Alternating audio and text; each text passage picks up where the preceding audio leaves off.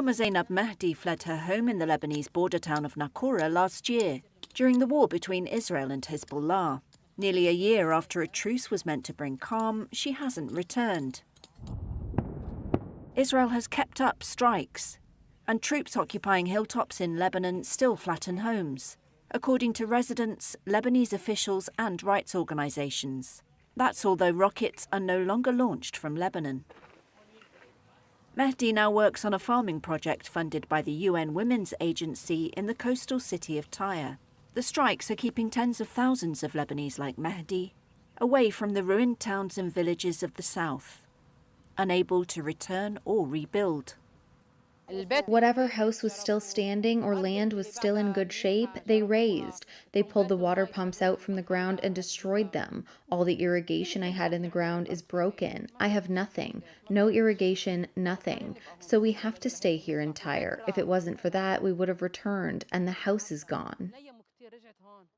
These satellite images, reviewed by Reuters, show the town in January with at least 24 structures intact that appear destroyed by September, apparently by strikes.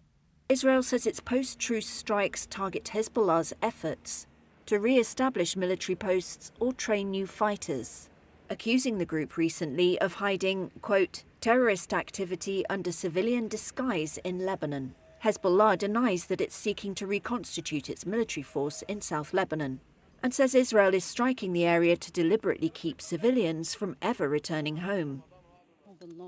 Civilians on both sides of the border were supposed to return safely to their homes under a US-brokered ceasefire agreed last November. But more than 64,000 people remain displaced in Lebanon, including nearly 1,000 who fled areas this month where Israel carried out strikes, the International Organization for Migration says. Some still live in schools in Tyre. Munifa Aidibe transformed her catering business into a community kitchen when Israel sharply escalated its strikes last September, beginning what the Lebanese call the 66-day war. Also supported by the UN Women's Agency, the kitchen uses the harvest from Mehdi's farming to make 1,350 meals daily for the displaced in the schools. No, honestly, we thought that when the 66-day war is done, that we would of course stop. We didn't expect that people wouldn't go back to their homes.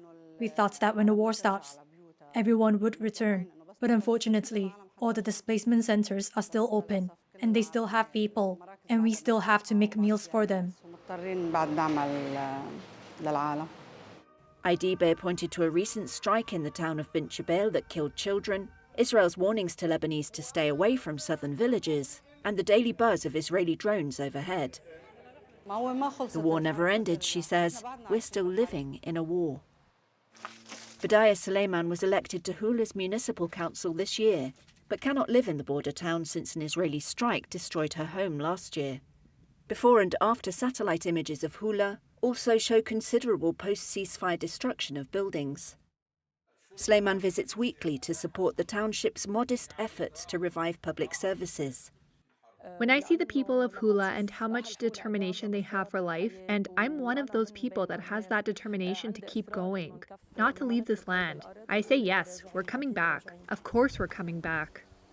Israel has said it needed to keep forces in Lebanon to defend Israeli citizens before territory is fully handed over to Lebanese troops.